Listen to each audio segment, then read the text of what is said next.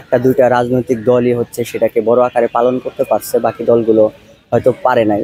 অন্য দেশ থেকে আলাদা হতে চায়, একটা বাংলাদেশ গঠন করতে চায়। খুবই খুবই খারাপ করছে আমি বলবো। বাস্তব কথা হচ্ছে আমাদের এবার যেটা হলো আন্দোলন 24 যেরকম আমাদের একটা ইতিহাসের অংশ, 71 আমাদের ইতিহাসের অংশ।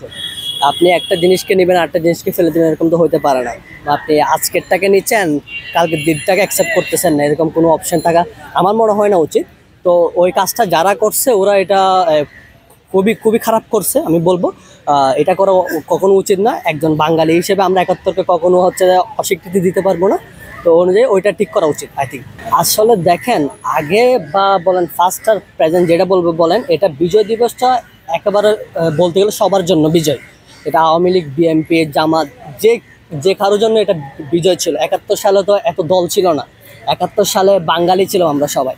তো সবার জন্য একটা জিনিসই ছিল হচ্ছে কি, আমরা অন্য দেশ থেকে আলাদা হতে চাই, একটা বাংলাদেশ গঠন করতে চাই। ওই হিসেবে মনে হয় যে সবার জন্য ওইটা একেবারে বেস্ট, পারফেক্ট আই থিঙ্ক, আমি মনে করি আর কি।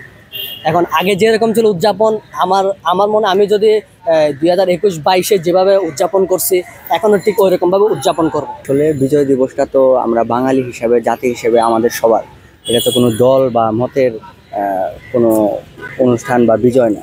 আসলে দেখেন, বিগত বছরগুলোতে দরপাকড় বা বিভিন্ন স্বৈরাচারী মন মানসিকতার কারণে হয়তো বা একটা দুইটা রাজনৈতিক দলই হচ্ছে সেটাকে বড় আকারে পালন করতে পারছে, বাকি দলগুলো হয়তো পারে নাই।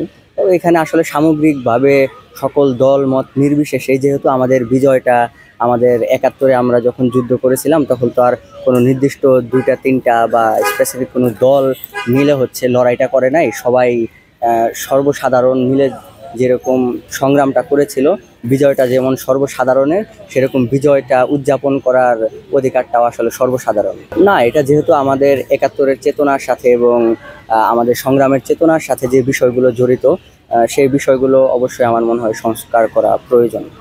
সংবাদ, ফিচার ও অনুষ্ঠানের জন্য ভিজিট করুন সংবাদ প্রকাশের ওয়েবসাইট এবং যুক্ত থাকুন ফেসবুক পেজ ও ইউটিউব চ্যানেলের সঙ্গে।